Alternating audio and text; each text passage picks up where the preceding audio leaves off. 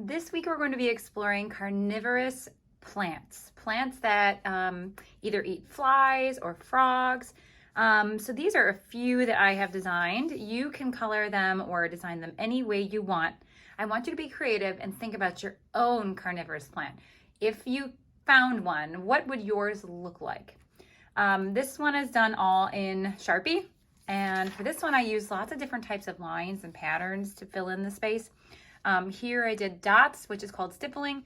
I've got my line, I've got cross hatching down at the bottom, simple line, different size Sharpies. You can do this even with just pencil, which like I have here. And if you want to do designs in pencil, you can. This one I just did shading to show my light source coming in here, and then I have my shadow on the side. And then this one is in colored pencil, and there's two of them here sleeping.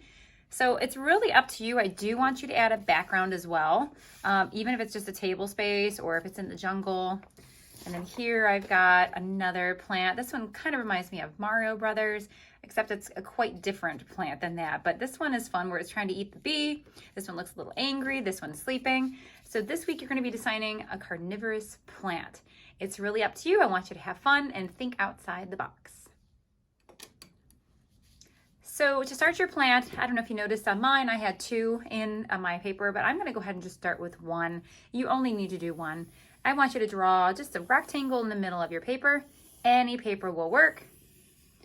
Once you get it drawn, you need to think about how you want your plant to look. Is your plant in a flower pot? Is it growing from the ground?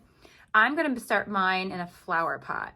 So I'm going to do my curved lines. I start with like a C shape.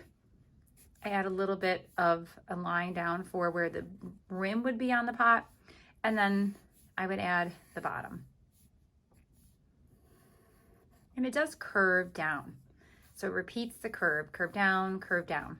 And then from there, you can start thinking about what you want your plant to look like. So this time, I'm gonna make kind of a funny looking little plant. Add eyes if you want to. It doesn't have to have eyes. You can add sharp pointy teeth if you want to. Have a tongue sticking out. I might put spots on it. Maybe this is a flower, kind of a orchid type flower, but it's really up to you. A little line for where the dirt or soil might be. And then I complete the back of the pot. And then start thinking about background. Do you want bumpy lines? Do you want it in a garden shed? Maybe someone's growing this little plant. It's really up to you. I can't wait to see what you make. Your carnivorous plants.